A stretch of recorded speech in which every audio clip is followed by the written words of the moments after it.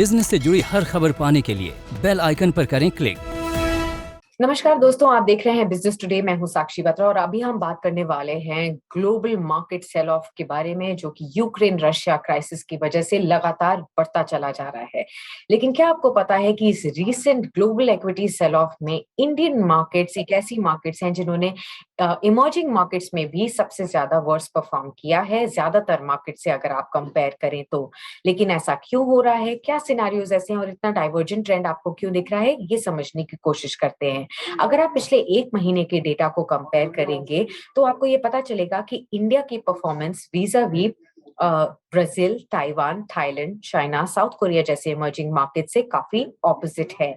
Indian markets को definitely इस recent fall में, रीसेंट ग्लोबल इक्विटी क्राइसिस में या यूक्रेन रशिया का जो इम्पैक्ट ग्लोबल इक्विटीज पर आ रहा है उससे ज्यादा हीट हुई है या फिर ज्यादा पिंच फील हुआ है। जो डेटा हमारे पास है ये एस इक्विटी और याहू फाइनेंस से निकाला हुआ है और मेरे colleague Rahul Oberoi BT magazine के रिसर्चर हैं, उन्होंने इसमें मेरी मदद जरूर की है। इस डेटा में ये हमें हाईलाइट हुआ है कि पिछले एक महीने में सेंसेक्स 2% तक गिरा है। यही अगर आप कंपेयर करें ग्लोबल मार्केट्स में इमर्जिंग मार्केट्स की परफॉर्मेंस की, तो चाइना, ब्राजील, ताइवान, थाईलैंड और साउथ कोरिया सभी में इस पिछले एक महीने में गेन्स देखने को मिले हैं। तो जहां इंडिया गिरा है यहाँ पर ऑपोजिट आपको मूवमेंट दिखा है। कॉन्ट्रास्ट कीजिए इसको पिछले एक साल के परफॉर्मेंस से, जब इंडियन मार्केट्स ने इमर्जिंग मार्केट्स को आउट परफॉर्म किया था, और ना ही केवल इमर्जिंग मार्केट्स को बल्कि वर्ल्ड मार्केट्स को भी आउट परफॉर्म किया था।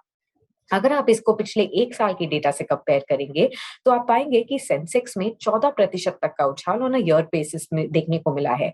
एमएससीआई इमर्जिंग इंडेक्स से अगर आप इसे कंपेयर करेंगे तो इमर्जिंग मार्केट इंडेक्स में 12.5% तक का फॉल दिखा है।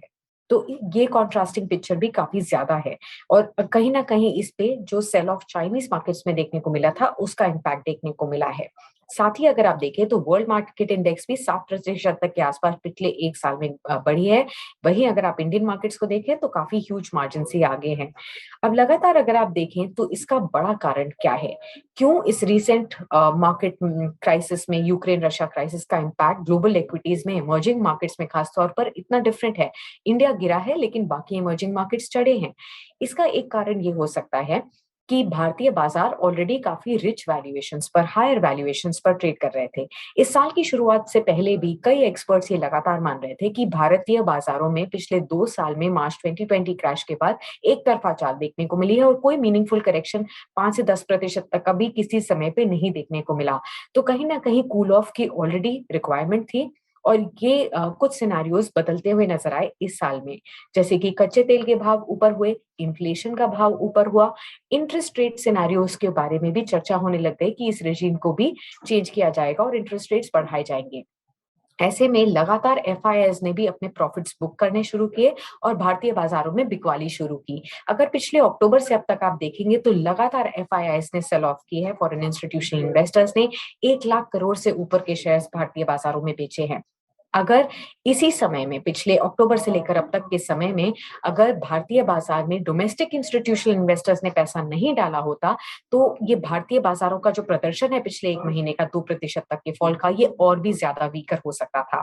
जहां 1 लाख करोड़ रुपए के शेयर्स फॉरेन इन्वेस्टर्स ने बेचे हैं, वहीं डोमेस्टिक इन्वेस्टर्स ने 1,30,000 करोड़ के अगर आप देखेंगे तो कहीं ना कहीं यहाँ पर खरीदारी भी हुई है। 1.3 लाख करोड़ रुपीस की खरीदारी की है डोमेस्टिक इंस्टीट्यूशनल इन्वेस्टर्स ने।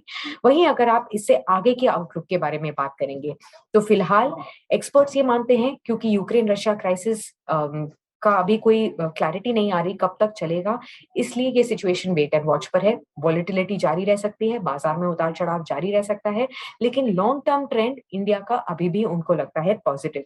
हमने बातचीत की Neeraj Chandawar, head of equity quantitative equity research Axis Security से, जिनका मानना है कि वॉलेटिलिटी अभी कुछ समय तक रहेगी। हालांकि वो अपना लॉन्ग टर्म व्यू मार्केट पर फेवरेबल ही रखते हैं। उनका मानना है कैपेक्स स्पेंडिंग में बढ़त और साथ ही साथ क्रेडिट ग्रोथ में भी इंप्रूवमेंट से ओवरऑल स्टॉक मार्केट्स को बूस्ट देखने को मिलेगा। प्लस बजट एक्सपेंडिचर से भी FY23 में ब्रॉड बेस्ड ग्रोथ देखी जा सकती है ओवरऑल इंडियन इकोनॉमी में अगर आप बात करें। साथ ही उन्होंने 2022 के लिए जो निफ्टी का पहला टारगेट अपना दिया था 20,200 का, ये लेवल भी उन्होंने अभी तक मेंटेन किया है, बावजूद इसके कि एक ग्लोबल क्राइसिस, हम जियोपॉलिटिकल क्राइसिस देख रहे हैं।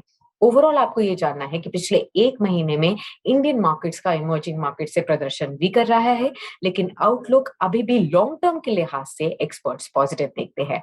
ऐसे ही कुछ इंटरेस्टिंग वीडियोस अगर आपको जानने हैं स्टॉक मार्केट्स के बारे में और साथ ही साथ भारतीय इकोनॉमी में किस तरीके के सिनेरियोज डेवलप हो रहे हैं, तो आप हमारे बिजनेस टुडे के यूट्यूब चैनल को सब्सक्राइब कर सकते हैं और हमारे साथ बने रह सकते हैं इन सब इंटरेस्टिंग वीडियोस के जरिए, इन्फॉर्मेटिव वीडियोस को जानने के लिए। बहुत बहुत शुक्रिया फिलहाल इस अपडेट में जुड़ने के लिए। वीडियो पसंद आया तो हमें लाइक, कमेंट, शेयर और सब्सक्राइब जरूर करें।